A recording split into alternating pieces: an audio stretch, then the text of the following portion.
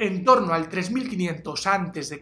surgieron las primeras civilizaciones urbanas, es decir, antiguas aldeas del Neolítico comenzaron a crecer hasta convertirse en ciudades. Eso afectó, por supuesto, a la cantidad y a la calidad de las construcciones, pero también a la organización política, social, a la economía y a la cultura de esos pobladores. Las primeras civilizaciones urbanas surgieron en Mesopotamia, el Antiguo Egipto, la India y China, y están muy relacionadas con los grandes ríos que bañaban esos territorios. De ahí que hablemos también de civilizaciones fluviales. Estaremos hablando del río Nilo en Egipto, el Tigris y el Éufrates en Mesopotamia, el Indo en la India y el río Amarillo en China.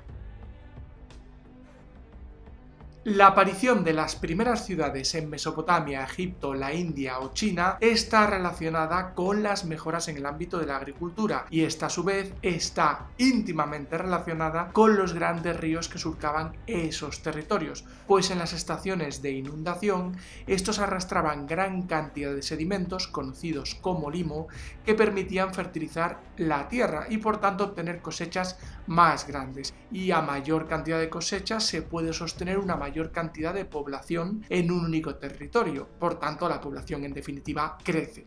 Claro, todo esto trajo consigo una serie de consecuencias económicas y en definitiva que estos pueblos poquito a poquito fueron siendo más ricos y desarrollados. La aparición de las primeras ciudades trajo consigo también una complicación de la estructura política, pues el gobernante ya no podía por sí mismo desempeñar todas las tareas que venía desarrollando hasta entonces y se empezó a rodear de una serie de personas que le ayudaban, le servían en esas funciones. Estaremos hablando de los funcionarios, que podían ser de muchos tipos. Había funcionarios militares, soldados en definitiva, gente dedicada a la guerra, había funcionarios dedicados a la administración, sobre todo cobradores de impuestos y administradores económicos, y había funcionarios dedicados a juzgar cuestiones relacionadas con los delitos, es decir, tenían funciones judiciales.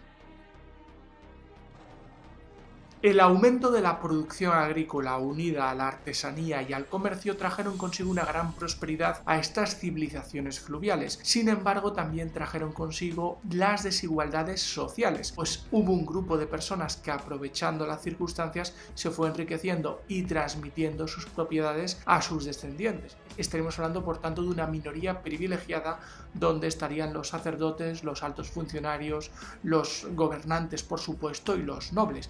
Y luego estaría el resto de la población que más o menos vivía a duras penas.